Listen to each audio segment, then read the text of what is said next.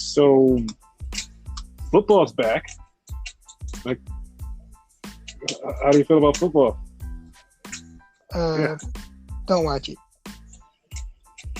Wait, you're telling people don't watch football? No, why are you telling them people to watch them? Why? That's really weird. Like, listen, why would you tell people not to watch football? That's really screwed up, dude. Like, I would never tell people to not watch football. Like, come on, like, football's awesome. Okay, go Bucks. Of course, go Bucks. Like, of course, go Bucks. Like, they won the first game of the 2021/2022 season last week. Ha ha!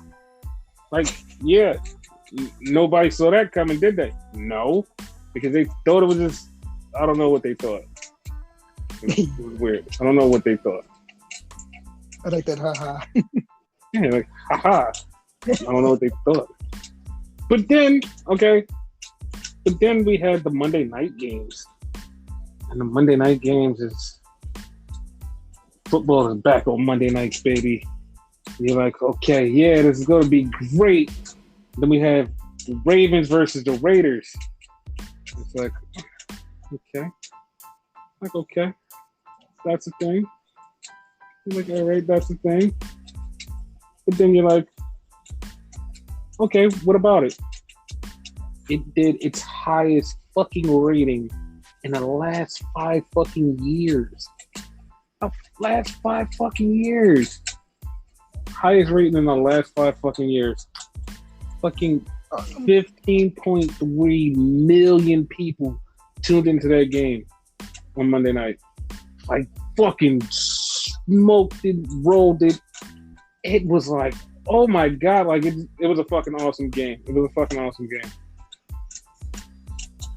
I didn't watch it. Didn't watch it at all.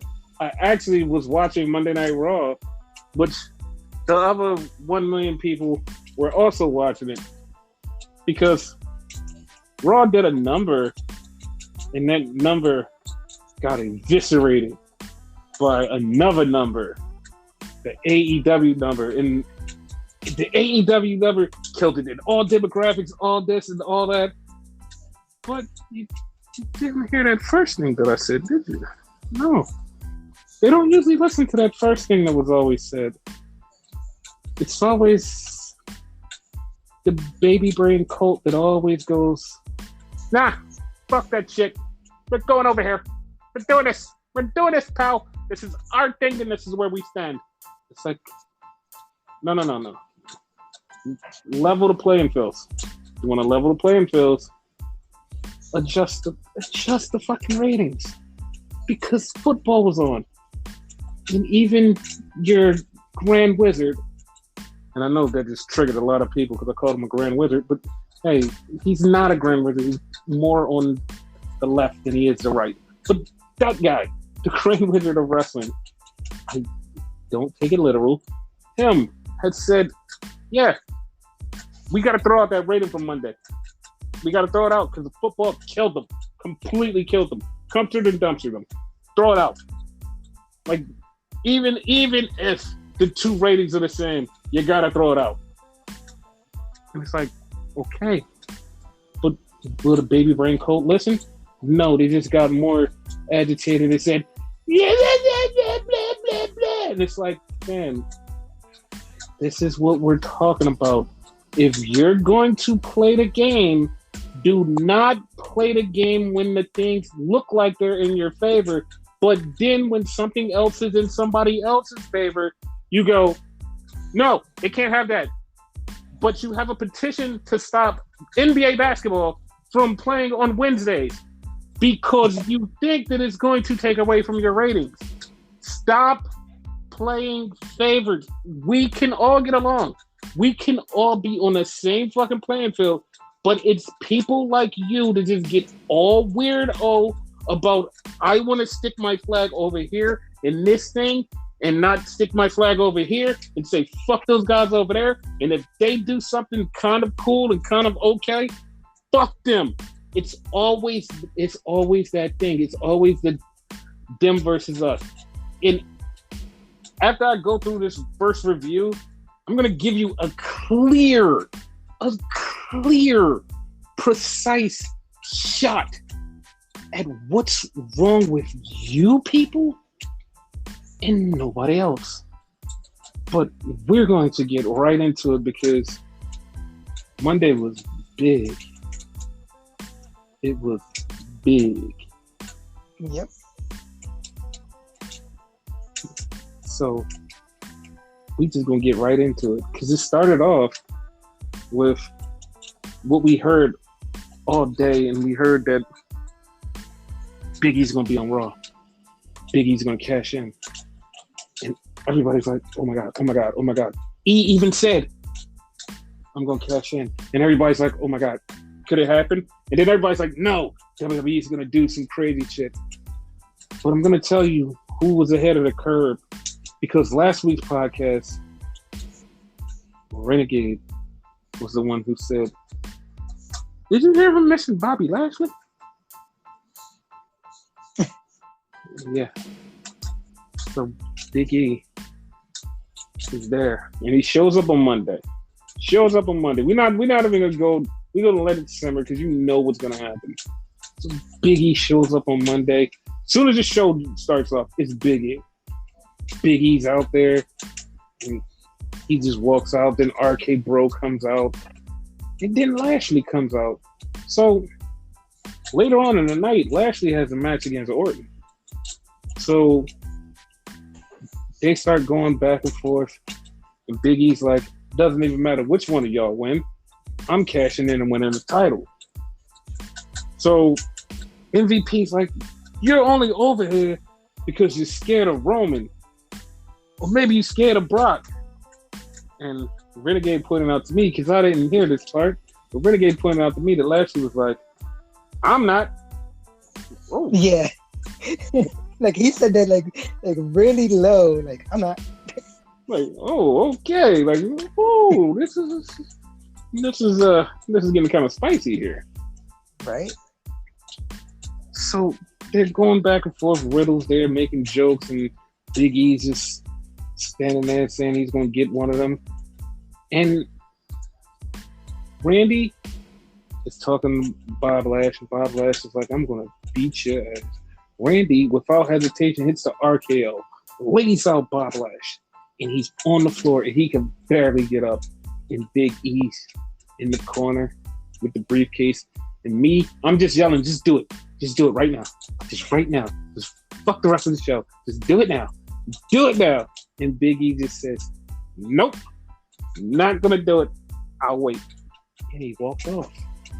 I was like, okay, well. You kind of got mad there. I did, because I thought this would be a perfect time to cash in. Yeah. But he didn't. And I was a little salty. I was like, all right, I'll wait. We'll see what happens here. Then we got I don't know how the fuck this wasn't good, but it wasn't good match between Charlotte Flair and Shayna Baszler. I don't know how the fuck it wasn't good, because it seemed like those two should be perfect to have a match together and be like, "Oh, this is gonna work out. It's gonna be fun. It's gonna make people happy. People are gonna laugh, and people are just gonna, not laugh, but like people are gonna enjoy it. And it's gonna be good." Right? Wrong. It was so like, do you know what was wrong with that match? I don't know. They just seemed like out of sync. Like they didn't have that symmetry and like synergy and chemistry, like it seemed off. Yeah, it was like, this should work. And it's like, because this is like the type of match that you're like, oh, I definitely would love to see. And it's like, well, it's not working. It ain't working at all. Like, get a historian on the show. Like, is this the first time they had a match? Yes. With each other? Yes. Oh, okay. That must be why then, because like it was weird. But that's the thing. It's been so many people who had matches, first time matches, and it's like, oh my god, this match is like so great. And everybody's it's like everybody would love it, but like no. And then we had the Nia thing playing to it, with Nia distracted to get the win for Charlotte, and it's like, okay, what's the point in breaking them up? And Renegade he even pointed this out, was like, how long have they been together? And it's been exactly 1 year, like one complete year that they've been together. And it's like, wow, like that's crazy. And now they're gonna break them up. Like, if anything, they should have did it like a little bit reverse the way they already did it. Had Nia break up with Shayna for Reggie. She stays with Reggie for like a few weeks and whatever until Reggie wins the 24/7 title. Then he breaks up with her. Yeah, like that would have been good. Like, and at this point, it just seems like some of the stuff, like, it just doesn't need to happen. Like, it just doesn't need to happen at all. So Charlotte gets the win. Shayna and Nia just disappear into nothingness, literally. And so then all of a sudden, Alexa comes. She didn't come right then and there, but she comes down to the ring. So she comes down to the ring, and she's standing there. She has a present. And she has a present for Charlotte. And Charlotte's like, I don't want your present. She's like, no, you should have the present. She's like, I don't want your present. I have a title. You should have this present. I got it for you. Lily wanted me to give it to you. She's like, I don't want it. So she opens it up, and it's a doll. And she said, why did you give me this? And she said, everybody likes to play with themselves. And it's just like, okay. And she also called her a bitch. And I'm like, this is very weird. Very weird. Then they started fighting, and Alexa... This is really funny because, like, I thought Alexa had one move as a finisher, and it was, like, totally not the move she beat down Charlotte with. Because I thought, wasn't her move, like, the straight-up DDT? Yeah, like, kind of, like, I believe it's kind of like the one Miz does, where, like, the person's on their knees. Yeah. And that kind of, like, fucked me up a little bit. Like, her new move is, like, the Cold Red, and it's like, I know that you do that in the match, but, like, it's not really your finisher. So now that's your new finisher now? And remember, she also, like, did for a minute the Sister Abigail. I don't know if she had a special name for it, but yeah. Yeah, she needs a new move for that because, you know, Bray is not there anymore. Yeah. So I assume that might be, like, her new finisher, like, officially now. Okay. So that was over. Then we had Drew McIntyre. Drew McIntyre had Vikings with him because the Vikings and the Drew went against the Shinky, Devere, and the Jinder. Don't know why. Have no reason why, but they fought each other. And of course, the good guys win, which are Jinder and the Vikings. I kind of want this to be over. Like, I just... You said gender in the Vikings. I did fuck that up. Drew and the Vikings. I want this to be over. I want this to be over. I guess it's going to be over when that happens. Yes. Jinder Mahal's a face. So, yeah.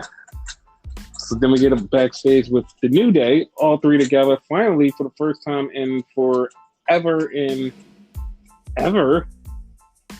And they're back there, and they're looking at Big E, and they're looking at the briefcase, and they just all start smiling, and they're all super happy, and it's just, you know, just doing New Day things. And you're like, oh, that's kind of cute. You think they knew? Like, backstage, like, for real? I have a feeling they did.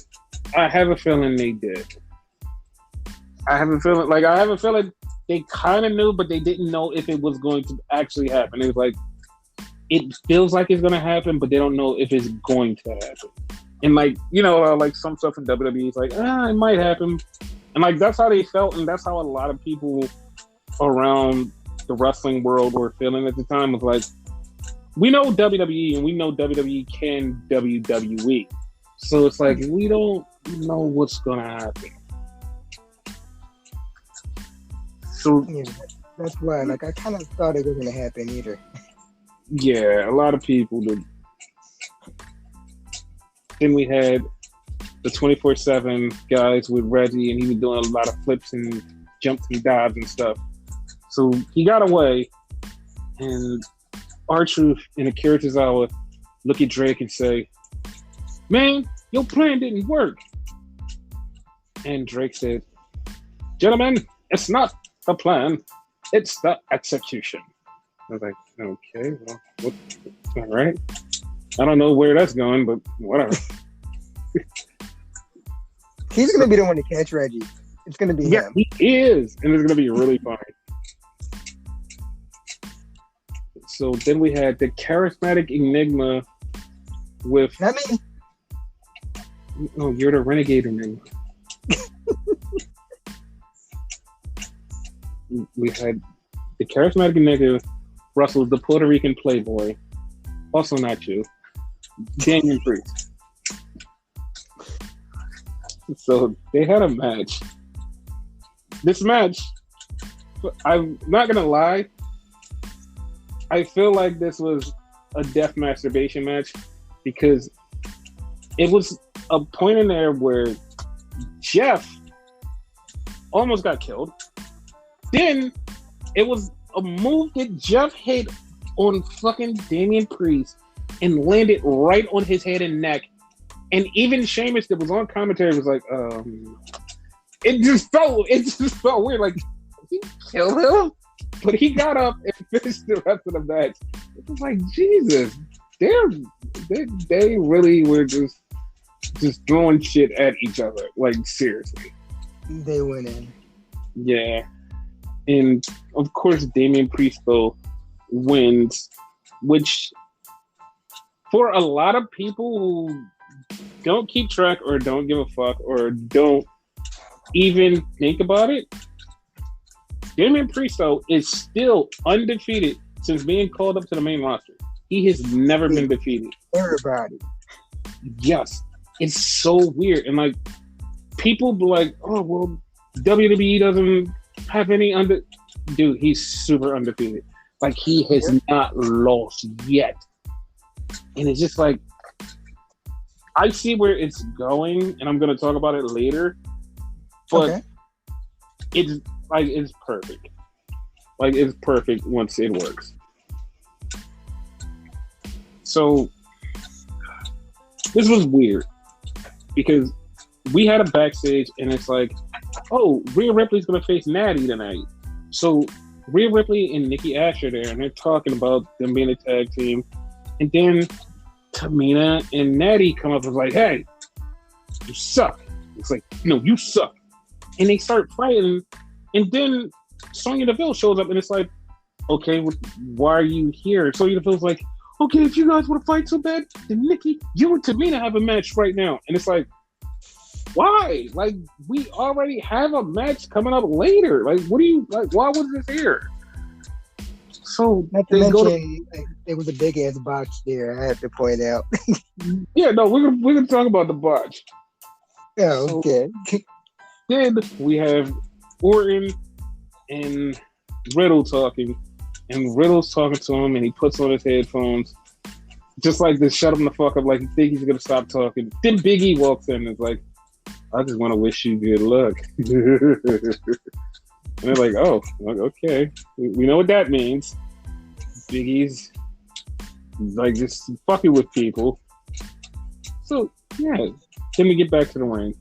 And Tamina faces Nikki. They're having a match. Match goes down. Nikki's on top of Tamina. Tamina clearly kicks out. Ref puts 3.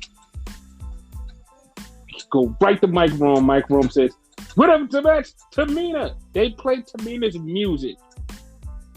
And it's like, what the fuck just happened? Tamina just beats the shit out of Nikki Ash after that. And it's like, everyone was confused, but everyone just kept going because it was like, nope, we're just going to just pretend like that didn't happen. So, yeah, it was a fuck up. That was a fuck up, but that wasn't the fuck up I was talking about. Which fuck up are you talking about?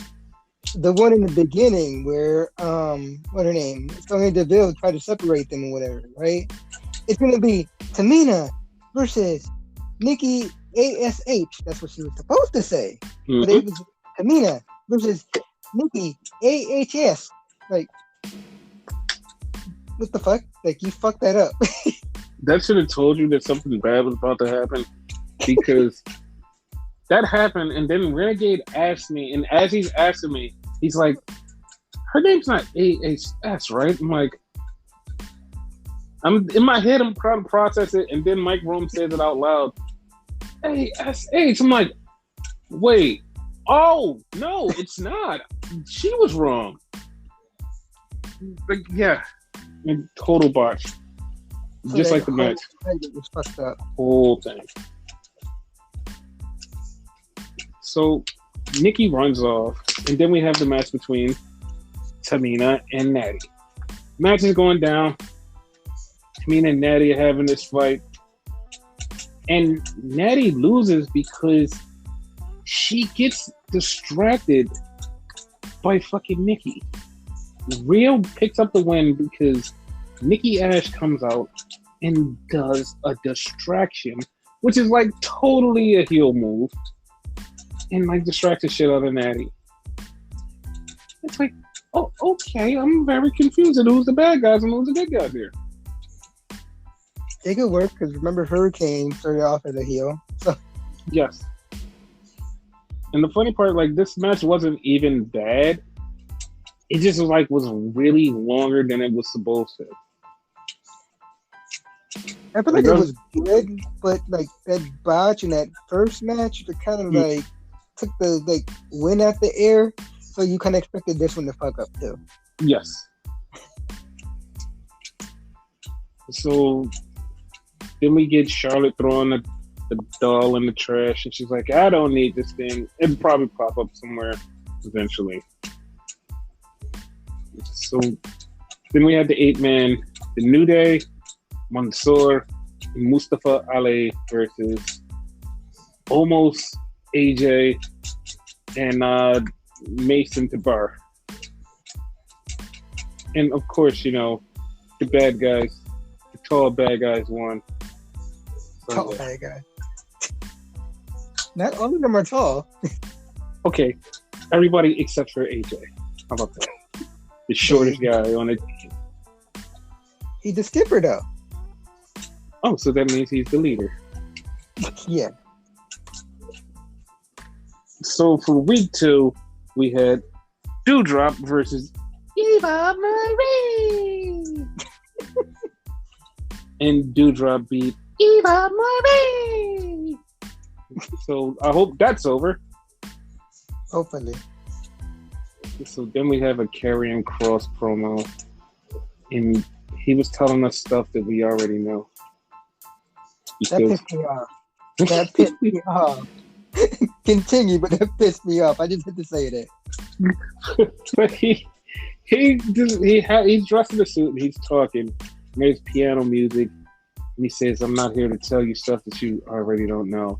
And for anybody who doesn't know, which a lot of people don't know, that was a Sean O'Hare thing. And like, as soon as he said it, like, Renegade Pop was like, dude, that was a Sean O'Hare thing. Like, yeah, but I literally just took it as just like a throwaway line, and he didn't mean to say it, and he just it just came out.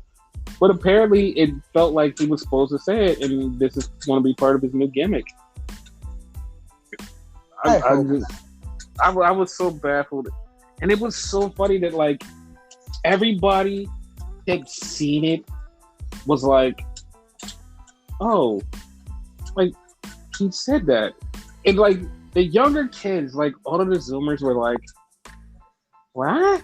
Like, I don't know who Sean O'Hare is. I've never heard of him.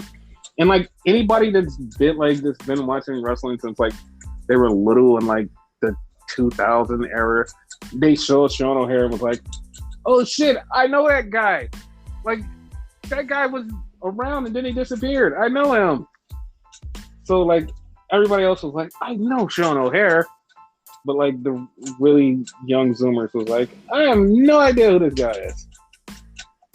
Exactly. But it was hilarious. So It pissed me off. why? Because he's only telling you stuff that you already know.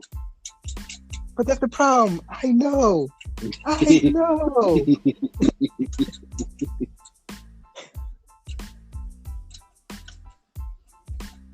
So then we get to the main event. Bob Lash versus Randy Orton, which is not happening on Extreme Rules pay-per-view. We'll fill you in on that in a few seconds. So they're having this match. This match was good. And literally 90% of the people are sitting there going, we just want to see the ending. We just want to see the ending. We don't care about the match. We want to see the ending. The match was really good. And I kept looking through the match and seeing where's going to be the part where one of them gets hurt. Where's going to be the part where one of them gets hurt. Nobody got hurt throughout the match. Bob Lash wins the match. And everybody's like, okay, all right, well. Wait, he's fully okay. Everybody's like, okay, he's fully okay.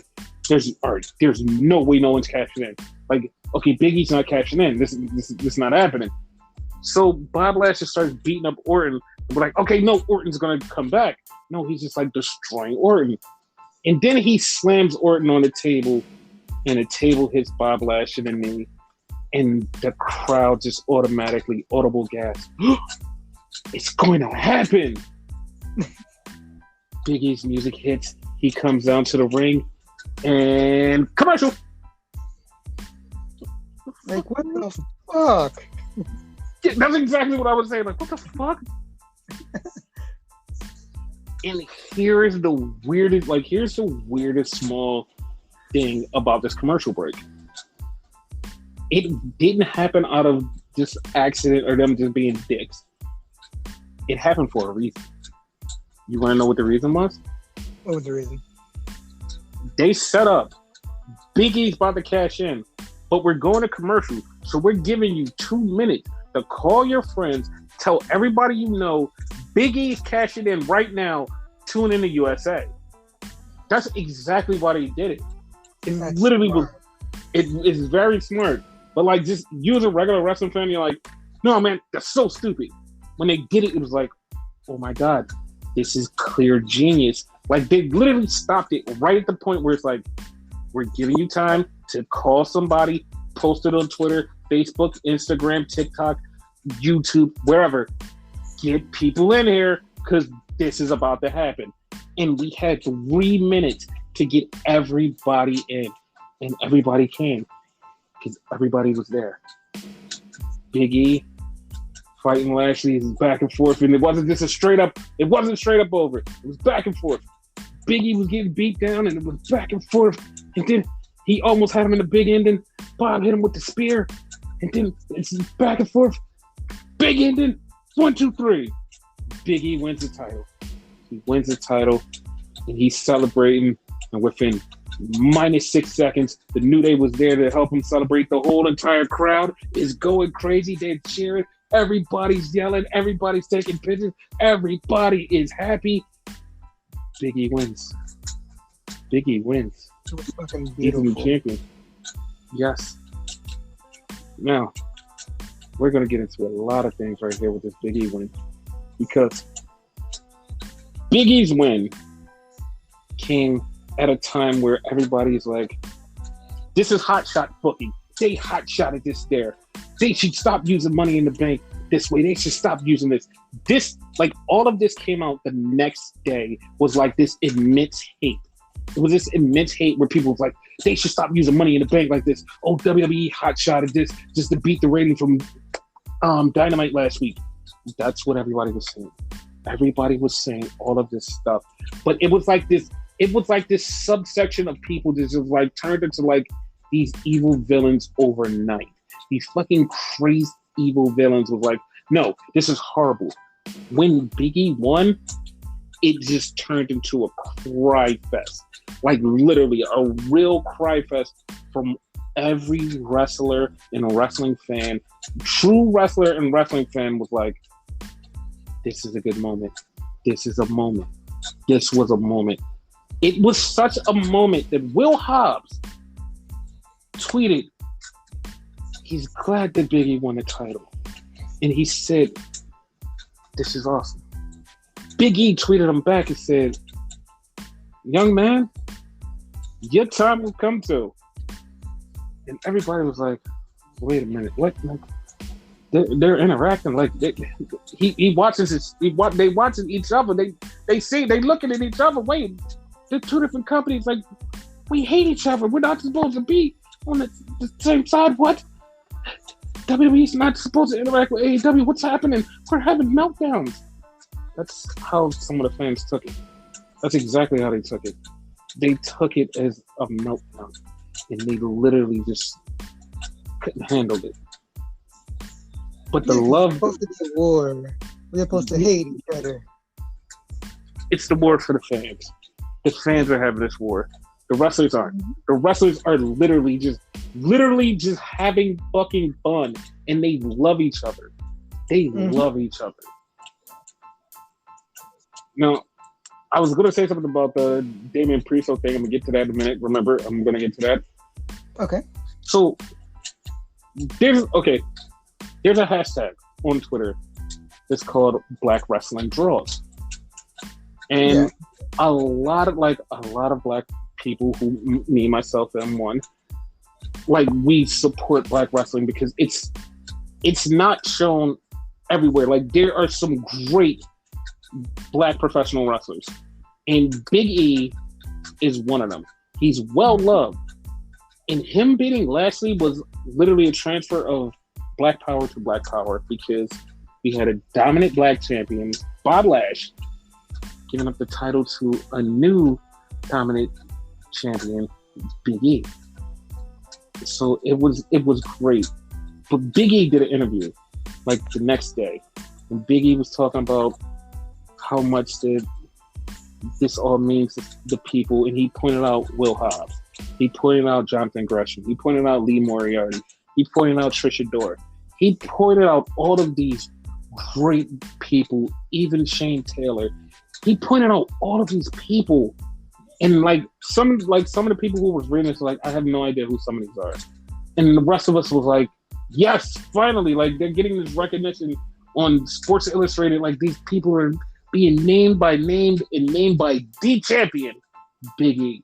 It was a moment, and especially the love that Big E got from everybody, from every company, was like, congratulations, Big E. They was like, it's well deserved. It was such a great moment, and I fucking loved it. It was so good. It was awesome. Yes. So, what I was saying about Damian Priest, though. Damian Priest, though, is probably going to get a title shot eventually. He's going to get a title shot eventually. My thinking is he's probably going to get a title shot against whoever Big E loses to. Yeah. And Big E is going to wind up defending that title at Extreme Rules against Bob Lash. So that's going to be it.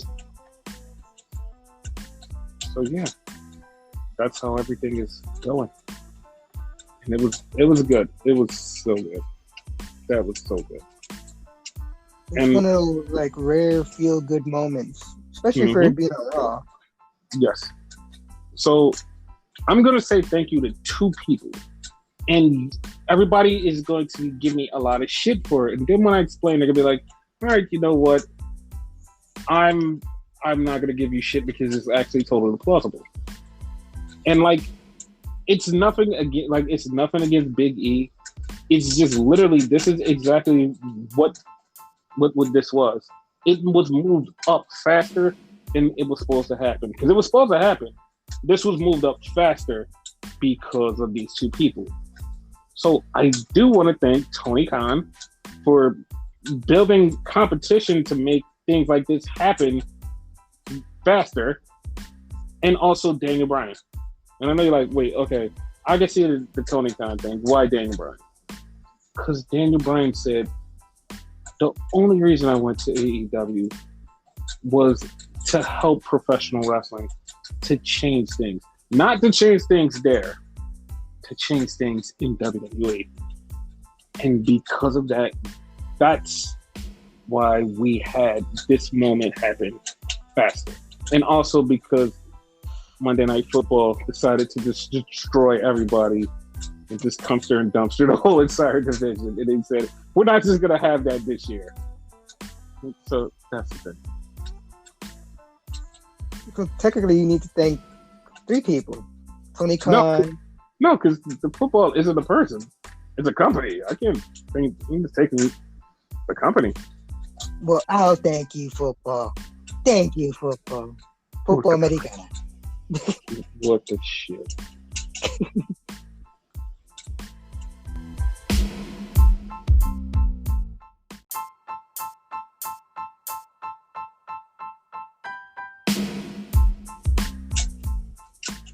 So, speaking of American football, we're going to talk about something American, but we have to talk about something United. Ha! That's it. United. That's it. United. The United Kingdom NXT. So, we're still having that damn tournament. And we had a fucking match between... What is his goddamn name? Fuck, I forgot his name. The dude in Noam Dar. I forgot his name. I want to call him Kip Sabian, but that's not his fucking name. It's something like that. I don't remember his name. I'm not even gonna pretend I remember his name. Sam. He knows who. No, he was in it. No, wait, yeah, he was in it. Okay. Dude, I forgot his name. He broke up with the other guy. I was talking about him earlier, but here's the thing. He's facing Noam Dar. They're both heels. So he beats Noam Dar in the first fall because this is like the tournament for the Opera Cup or the Heritage Cup. So they're having this match. They're both fucking heels. So he beats Noam Dar first. So Noam Dar's trying to come back. It's a 6th round thing. So he's trying to come back. He's beating the shit out of Dar. But Shaw Samuels shows up from under the ring, grabs him, and distracts him so Noam Dar can get the win. Noam Dar gets the win. So now it's tied up 1-1. Noam Dar needs one more win. He injures his leg. Dar goes after the leg. So in between the rounds, you're supposed to get water. So Dar grabs the metal water bottle. And he does the Eddie Guerrero. But you're like, okay, he did the Eddie Guerrero. He's going to get disqualified, right? No, that's not what happened. He threw it to him, and the ref is looking like, yo, wait, hold up. You hit him and you knocked him out. And he's trying to explain to the ref. He's like, dude, that's not what happened.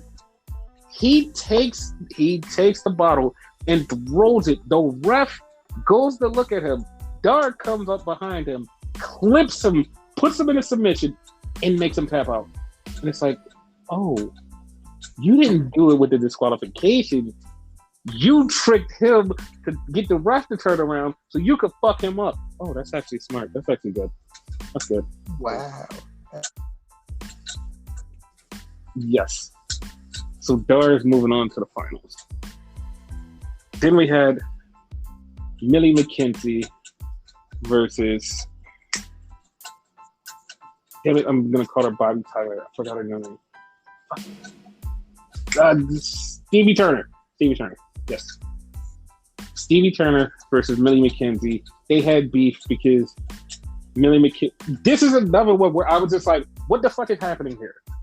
Millie McKenzie has the finisher where she does the Liv Morgan thing where it's the complete shot against the rope. And it's like, okay, she's gonna do that again. So she has Millie McKenzie set up for that.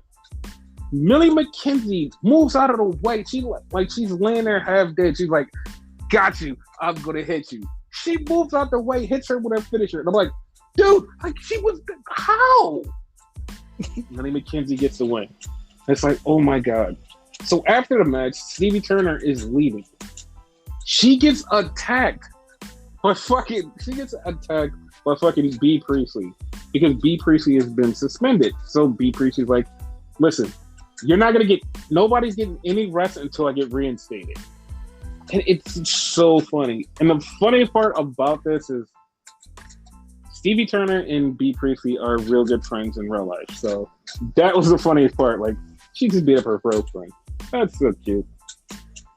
What did we get suspended for? She beat up Sid Scallops.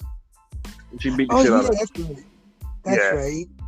That happened last week. Okay. Yep. So then they had a thing where Sid Scallops is talking to Ilya Dragunov, and he's like, "Yeah, I'm gonna defend my title." So Nathan Frazier comes out, and it's like, he's like, "Listen, I kind of want the title." So then Rampage Jackson comes out like, "No." So then A-Kid's like, no. So they're like, okay, fuck it. Next week, triple threat match. They had a little backstage with Mustache Mountain. And you know that the turn is coming. Because Tyler Bate is talking about, hey, I'm getting ready for my Heritage Cup. Trick Seven's like, nah, fuck all that. We're going to talk about the tag team titles. Yeah, we're going to get the tag team titles. They got a tag team title match coming up. We're going to be looking. And he's like, dog, I have a... Like, yeah, we're going to think about our side plays. Come on, let's just go talk about our side plays. It's like, yo, you cut him off from saying anything because you want the tag titles and you don't want him to think about his other title? You know where that's going. So it could be him. Yes. Allegedly. Yes. So then we had, what are the goddamn names?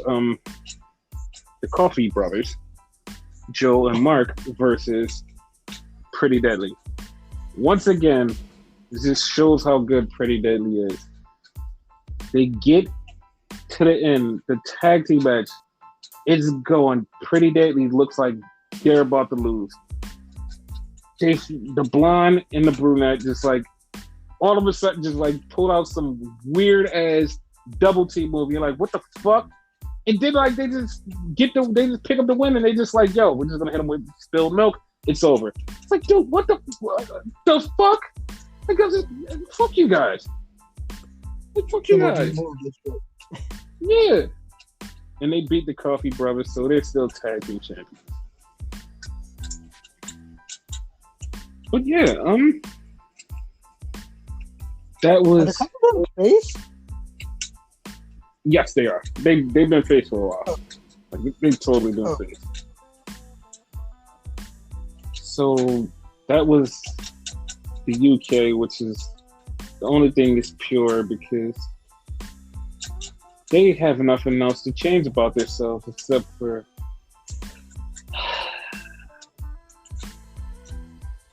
2.0.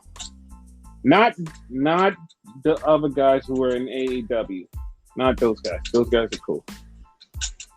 NXT 2.0. Before we even start, how did you like the show? Like, it was okay. Like, I have little gripes here and they're going in. Like, I'm like, ugh. I don't like to look too much. Like, it has to grow on me. Okay. Like, I probably know what some of the gripes are that you're going to talk about, but, like, I think I kind of like those gripes. The thing that fucking pissed me off was the look. The thing that pissed me off was the look. Because I've been saying this for fucking 2 years on this goddamn podcast. I've been yelling about they need to go outside and touch grass. They need to go the fuck outside. But what the fuck did they do? Let's stay in the fucking dungeon. It's like, but come on, like, no. Let's stay in the fucking dungeon. Let's stay here in the dungeon. Dunn. Yeah. Kevin Dunn, fucking Vince McMahon, and whoever the fuck else is there, and Bruce Pritchard all decided to say, no, we're gonna make it really colorful and light. And that's what they needed. It's like, soon as you see it, the first thing you see is you're like, oh my god, this is so much brighter. It's so much better. It's so much colorful. Like it looks different. It has a whole entire different feel. It's like it just has this different feel to it. So it starts off with all of the people from the fucking Fatal 4-Way later on in the night cutting their promos until it gets to LA Knight. And LA Knight's talking about how he's going to become the champion, and he gets interrupted by a familiar face, a dog face, Junior. Criminal. Yes. Here's the funny part. They don't even call him a Steiner. You literally should just call him a fucking Steiner. But they want to call him Bronson Breaker or Brick Breaker or whatever. Breaker. Whatever. Yeah, they want to call him Blonde Breaker. Dude, like, I really think that they should just call him fucking Steiner. Dude, like, he has the energy and look, the feel, everything about him is Steiner. But he, like, said something to LA Knight. He said something to LA Knight, and his LA Knight's like, you know what? Meet me in the ring. Okay? And I'm like, dude, you have a fucking match for the title later. He's like, no, meet me in the ring. He goes in there, and he has Braun Breaker. Braun Breaker is literally a carbon copy of a fucking Steiner. And it's like, oh my god, he is legit he's just his dad and his uncle combined. I was just about to ask you about that. Yeah, because he has like, I was going to say he has like his uncle's power, it seems. Yes, and he just has the look. He even looks like the dog face gremlin. He is that dude. It's just like, what? And it was one point he got thrown into the turnbuckle and he popped out with a Steiner line. And it's like, that is a signature trait of theirs. It's like, you can't tell me that that's not fucking crazy. 100%. Like that's one of the things I like. I did like him. Yes. And the thing is, he beats LA Knight, who's in the main event for the world title. And everybody cannot stop talking about Braun Breaker. He literally was, that night, he was the star of NXT 2.0. The all new, all different NXT. That's what he was. And you're like, okay, well, that's weird. Why would you have a new guy beat the upcoming champion? What do you mean? Why would you have the new guy beat the upcoming champion? Because what about when he beats the champion later on? Like, what about that? What about that? So then we had Imperium versus Briggs and some other guy. And of course Imperium gets the win here, but it's like, okay, these are two newish guys. Like, we're starting to see a trend here. Like, it's at this point that you're starting to see a trend. Even though this is the second match, you're like, there's a trend here. Something's happening.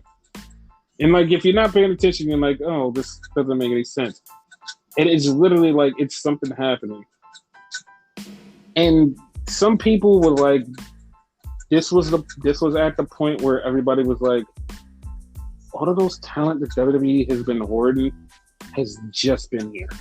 Like, they've just been here, and like, they needed to just, the indie guys needed to go for them to do stuff. I'm like, okay. So we had B-Fab versus Katarina, who we haven't seen in over a year, and she's having this match, and B-Fab is okay. Like, she's not super good, but she's okay. Yeah. So then she winds up calling out Elektra Lopez, and Elektra Lopez comes out, and she's talking shit to her, and they're gonna have their match eventually. Oh yeah, that's the thing. War games. No, I don't think that's ever coming back. But okay, yeah, I know that made you sad. Made me sad too. Yeah. So Johnny and the guys are getting ready for the wedding, and Austin Theory comes back. Renegade called it. I actually thought Austin Theory was going to be a bad guy, but Austin Austin did a good thing because he brought a priest. He brought Damian Priest. I don't know why. And Damien literally said, "I'm just here for the drinks." It's like, okay. So, yeah. Then we had a promo. And I support both of these guys. I just didn't like what was written.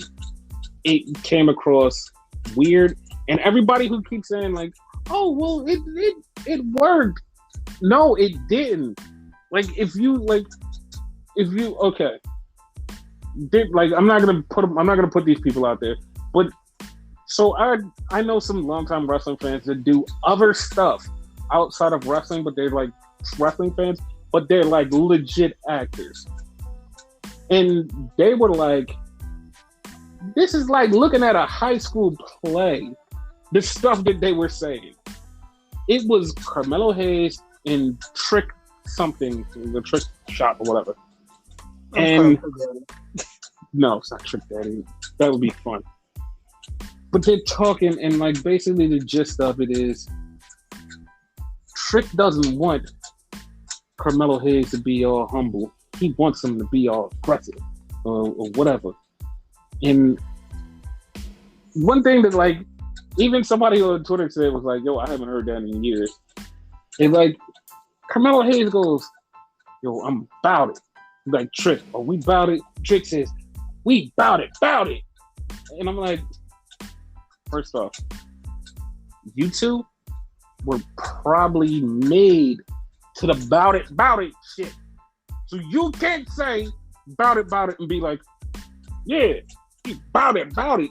You two don't know what this is because you two wasn't even made. You was like sperm and your dad's nut sex." Just saying it. Just saying it.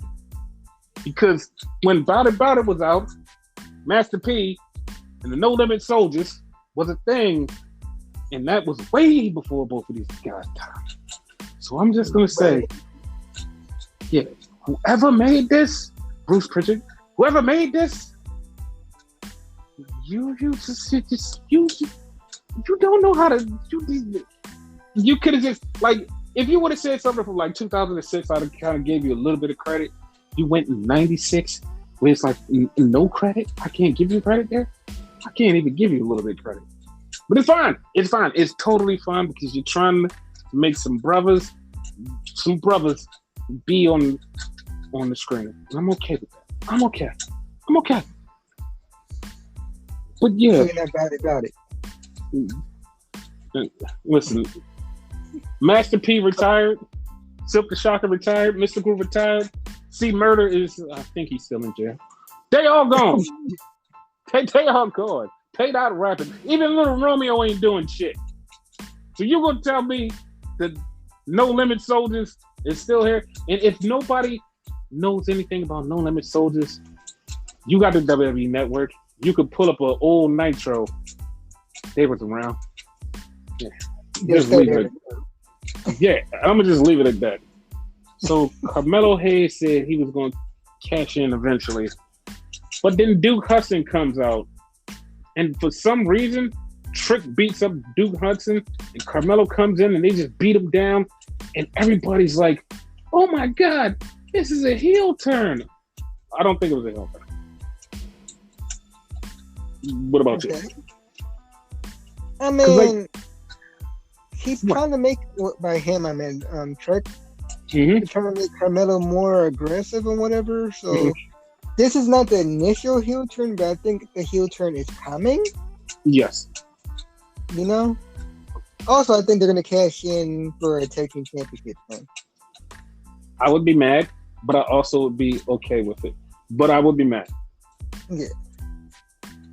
So then we get the Trick Shot Tag Team versus PAW. I mean, Priscilla and JC Jane. Yeah. Her name? Yeah, that's the name. Her name is JC Jane. Okay. JC Jane and Priscilla Kelly. I mean, Gigi Dolan. Damn it. Fuck that up. So they're having a match. And all of a sudden, the match gets interrupted by somebody with black hair. And she pulls off her thing, and it's Mandy Rose with brunette hair. Mandy Rose with a brunette. How do you like it? I like it. I like it a lot. Dark Rose. Yeah. Listen, I wasn't too much of a fan of Mandy Rose before, but I reserve to speak the rest of this. So during this, Kyle O'Reilly got attacked, and he got attacked by Pete Dunne. So now he's out of the main event. So we'll have more on that in a minute. So Mandy Rose gets attacked by Saray. So they turned it into a sick man. The funny part is, I thought it would be a sick man, but I'm like, no, that's something they do on Monday Night Raw. I forgot who was running this thing, and that's what they did on NXT. So, yeah, so how did you feel about them doing this on NXT for the first time in forever? I didn't like it. I felt like it's like the attack should have just stopped there. It then went on to the next thing. Like they could have put more things on that spot, you know? Yes, me too. But this is all new, all different, so we have to just roll with it. Not that different if you're like, in your words, copy pasta from Raw. I mean, no, there's a difference. I'm going to point it out to you in a few. Okay. But there's a huge difference. So, of course, Mandy Rose and them get a win. And then we see the ladies getting ready for the wedding. And Candice yells at Cora Jade, "Take off your hat." She's like, "But I don't want to. It's a wedding. Take off your hat." Okay. But she takes off the hat. So then we get Ridge Holland versus Drake Maverick and B2K son. I mean, B squared son. That's who it was? Yep. Oh, what the fuck? The bad part is he's been here for a while. No one knew that he was B squared son. But yeah, that happened. Oh yeah. Booyakasha. Yeah. So we get the Diamond Mine.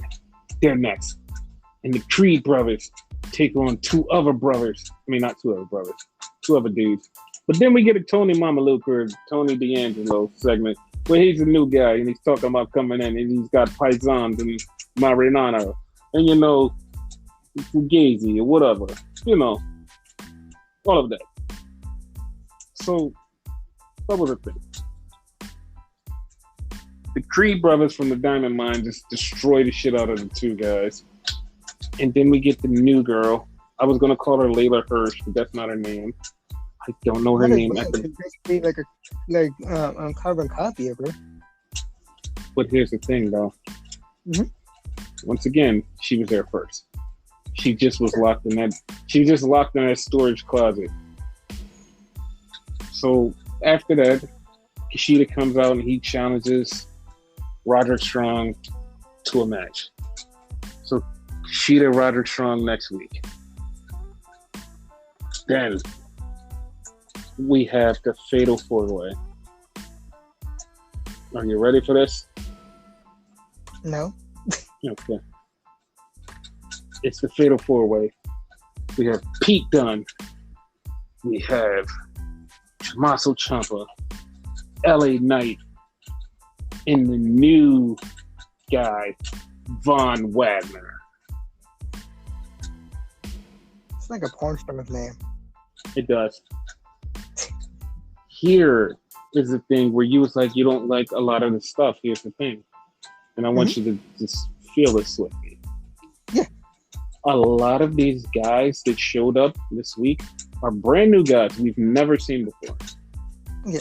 And all of them are under 30. They're all young. They're all fresh. They're all hungry. Now, with that being said, I do know one person who I've been waiting to see for a long time who should probably be showing up within the next couple of weeks, and that's Simone Johnson. So, Yeah. like, people have been saying there's a locked door back there with all of these guys. And Vince figured out how to open it. So he has his own door. Yes. So Tommaso Ciampa winds up becoming the world champion. Woo! Yes. So we're about to go to the wedding, but I have to go to something that's actually really cute and adorable. So, The baby. yes, Yes, go ahead.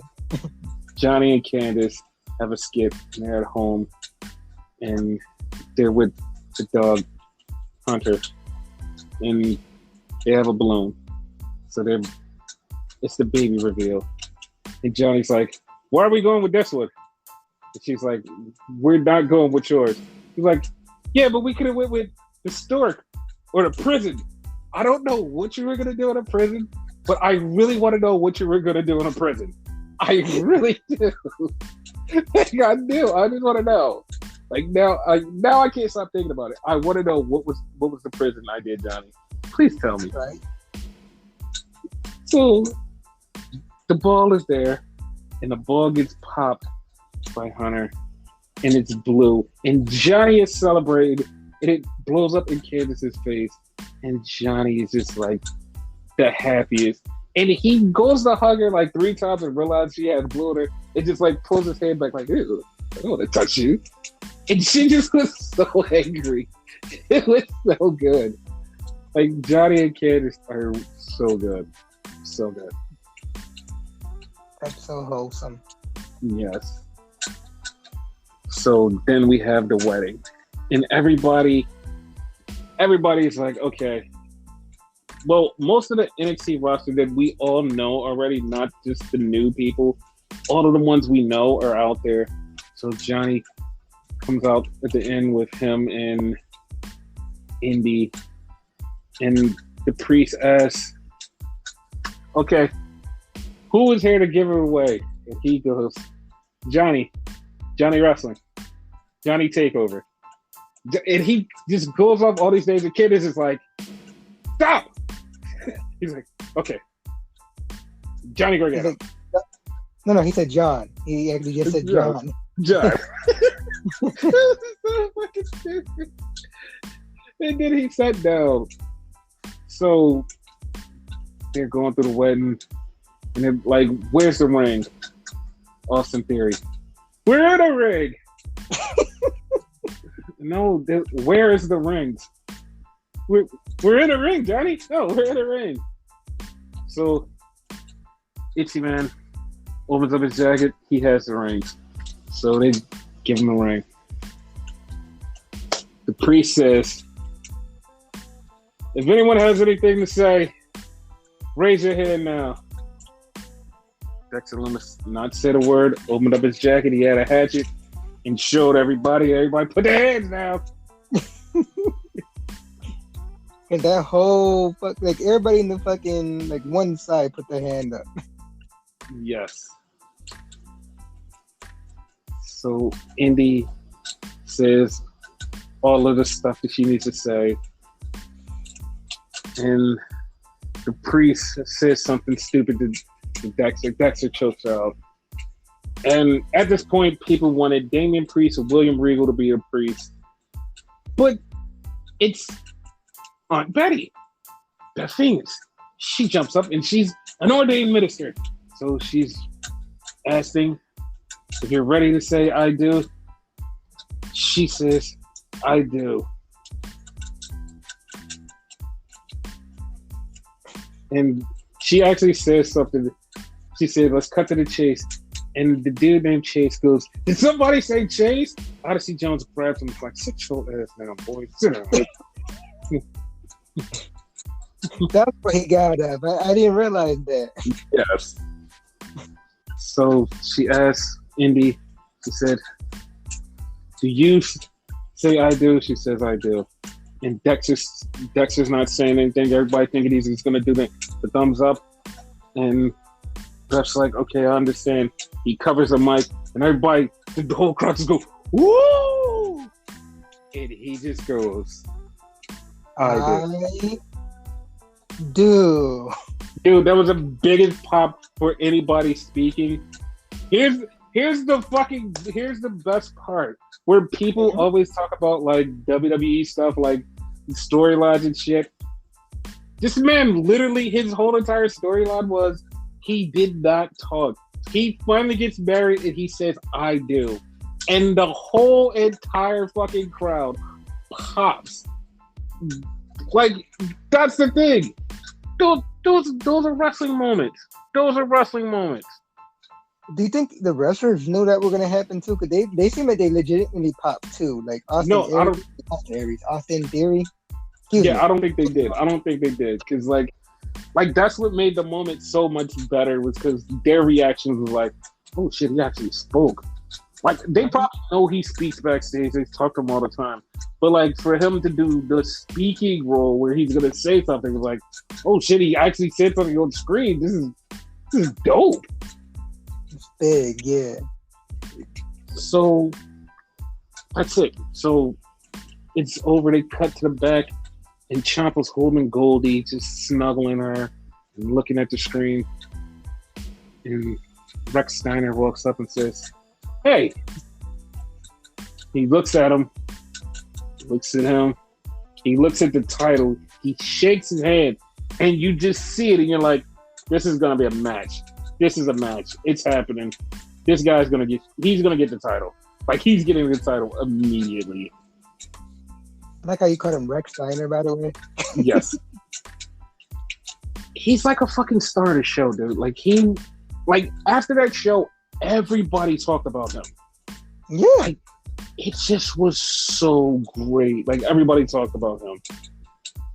He's like, this is one of the things where it's like, NXT is going to be all new, all different, because there's not going to be like the great matches that we've been used to, and like all these great wrestlers that we've known before finally getting the big shot at WWE. It's just these all new, all different people who are just like new rookies and new people that they're building up from scratch.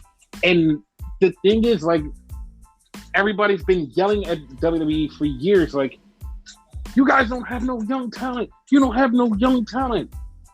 This is literally nothing but young talent in the new NXT. It's weird.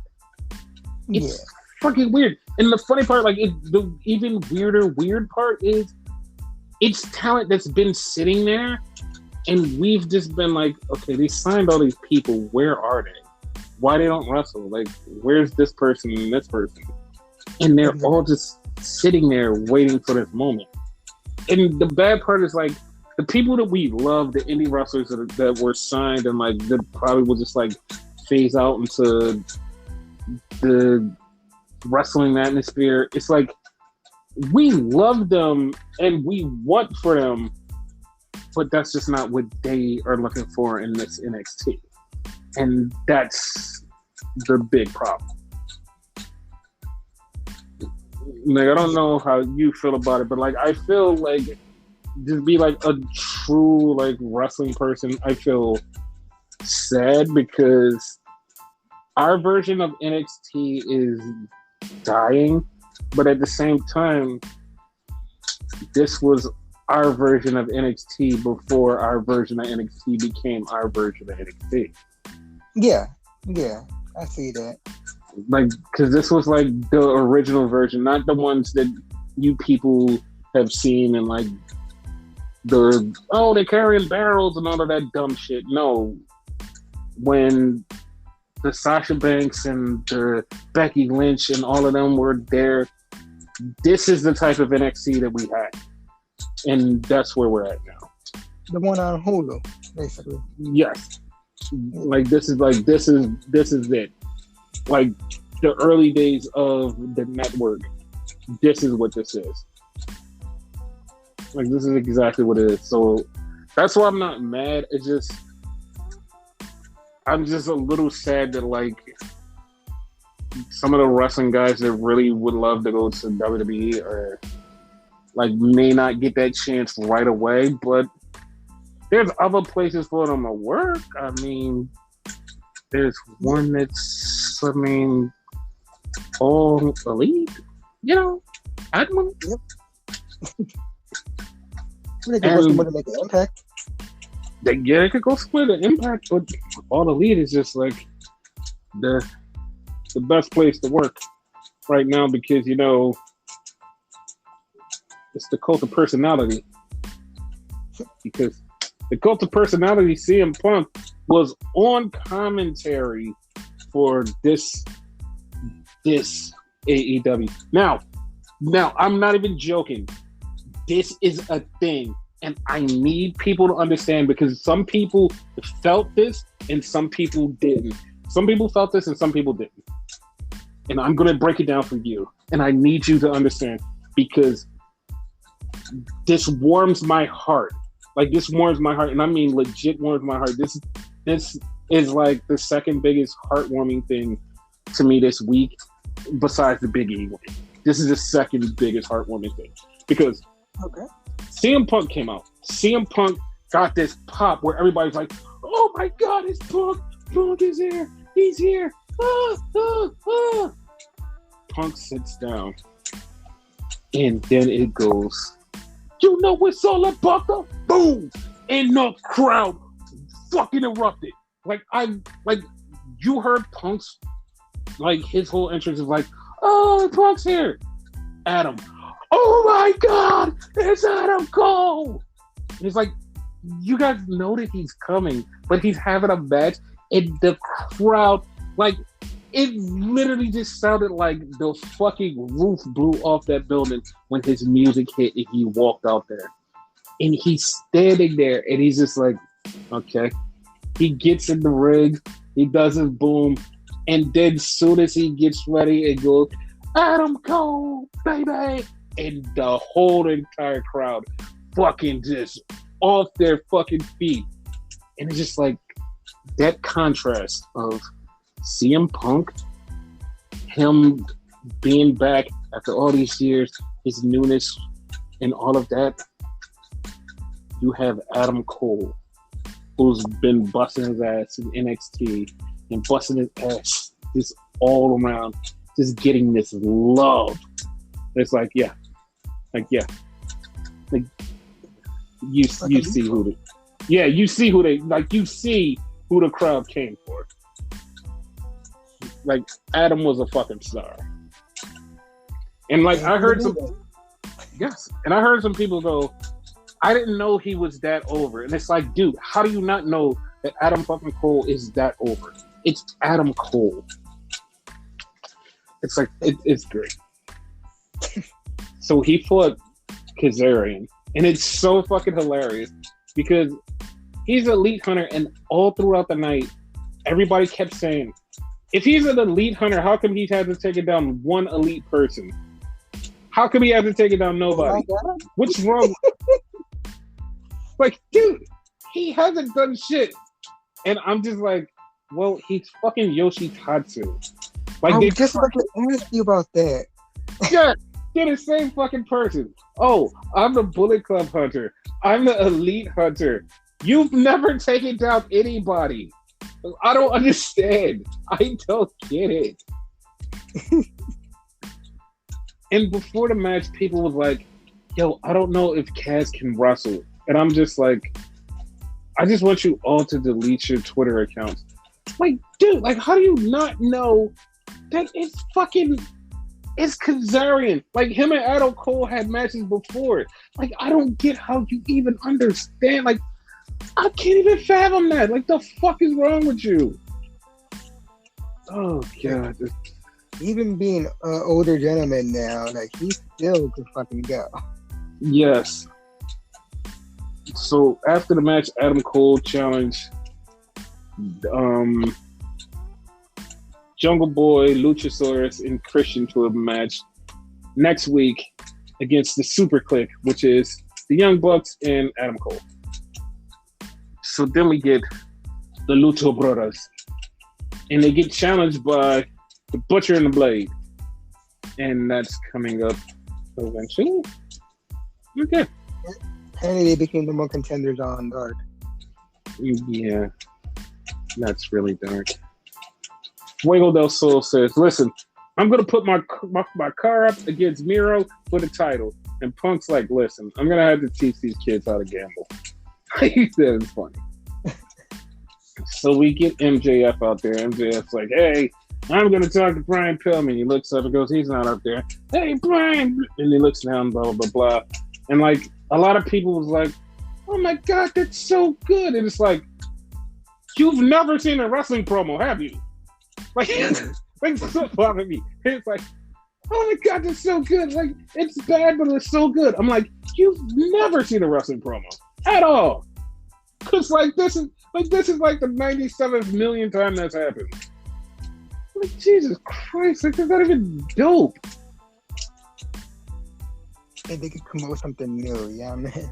Yeah. So Brian Pillman's music hits, and he does the good thing where he shows up from behind and tries to attack MJF, which he didn't. He just holds the fucking chair and acts like he's gonna do him. And fucking dumbass Wardlow goes to attack. Wardlow falls over the ropes. And Brian Pillman, I think he needs to stop hesitating and just start punching. Just start punching. That's what you need to do. You can't, no hesitation, just start punching. Like, make me feel something. Because at this point, I feel nothing in this thing. Start punching. Start fucking punching. Yeah.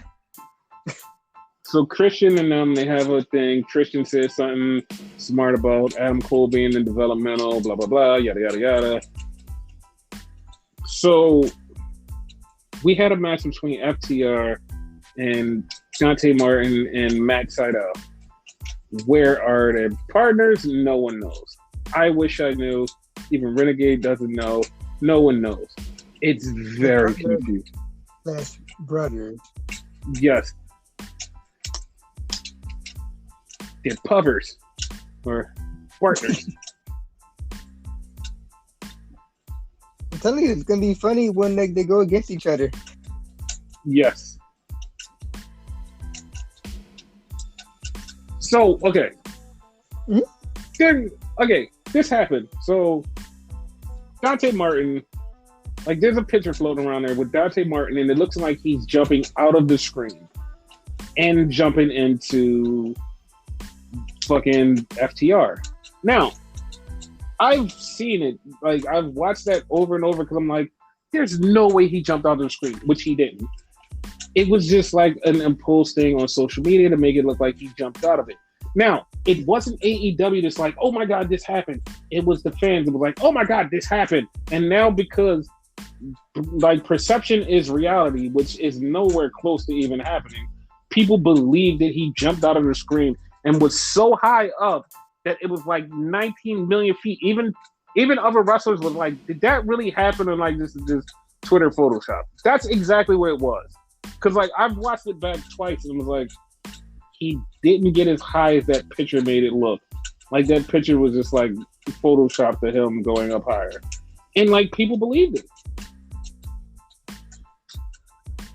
Yeah, he's good. He ain't that good. Yeah. And FTR did wind up beating the No Brothers. No Brothers. Yes. So, okay. Last week, I bitched about the Suzuki music thing, and it turned into a Suzuki incident on the internet from AEW and AEW, like, management. It's become a thing, which is actually really cool because it turned into an actual storyline, which, like, now it's like, oh my God, like, it worked. Like, a bad thing, they flipped it into something good. And, like, somebody was like, I've never seen anybody do it like that. Like, they've never done it like that. And, like, once again, revisionist history, like, there have been companies that turned a total bad into something totally good, but, like, revisionist history is, like, what you make of it. Yep. So, I didn't like this segment that happened after this. Aleister Black comes out, and he's like, listen, I know you're all from the House of Black, but there's a traitor among us. And it's Rosario Dawson with her nightmare hoodie, and she jumps over the railing, and she's badass, and she jumps on fucking Aleister Black, and then all of a sudden the Saber comes, the Saber coated Rose, and he just beats down them devils, and that devil and him just fight all up and down the thing, and everybody's like, oh my god, I can't believe a Star Wars person was in wrestling. This is just weird. I can't believe it. I'm on the devil side. I'm just saying. Oh, I'm definitely on the devil side now. Like, I will not be undeviled. Yeah. You put me down there, I'm down. I'm down with the down. Down with the down. So, then we come back. And it's like we have the five and the Uno thing, and they're beefing, and Alex Reynolds come, and they're still beefing, and Anna Jay's like, I'm not into this. You guys need to stop fighting. Stop the bullshit. Okay. That's it. So then we have Dan Lambert, and him and his bunch of muscle people, UFC people, and we have the men of the year. So they're out there, they're talking, and Dan Lambert is talking to bullshit, and he's talking to bullshit, and just talking to bullshit.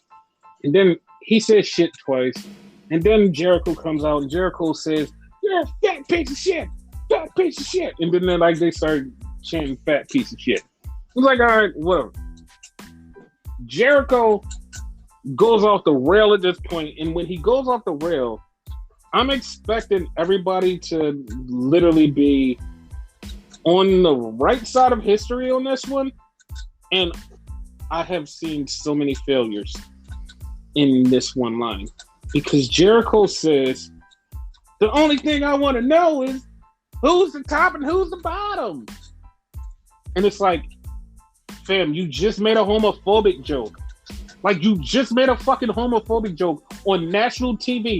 No one's saying anything. Everybody's like, well, he's not homophobic. I think it's okay. It's fine. And it's like, fam, like, we're not going to hold this guy accountable.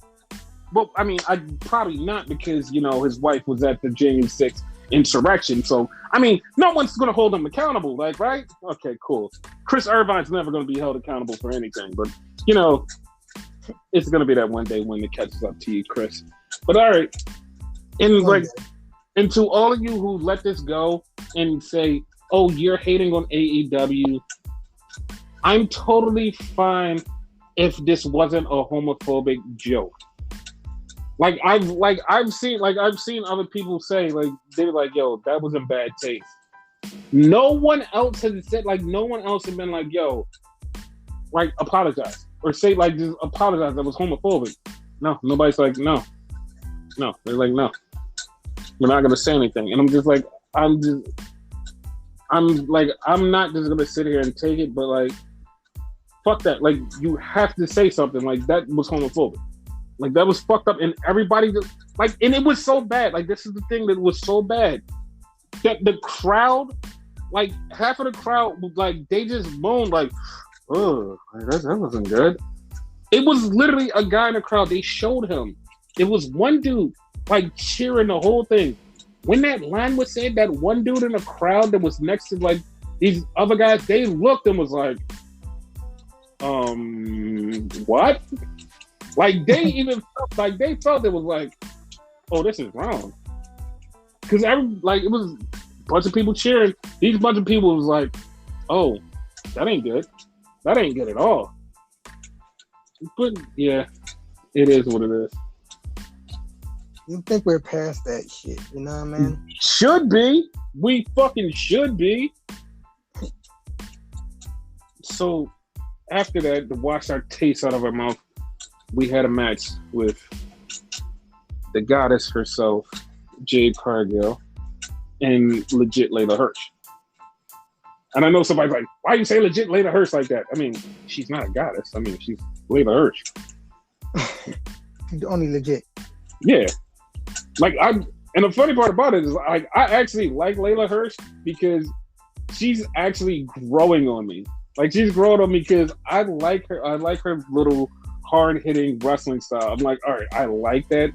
But now she's starting to slowly find her way into wrestling moves. And it's like, I mean, not wrestling moves, like high-flying moves. It's like, okay, well, Layla Hirsch is growing. Like, she's getting better.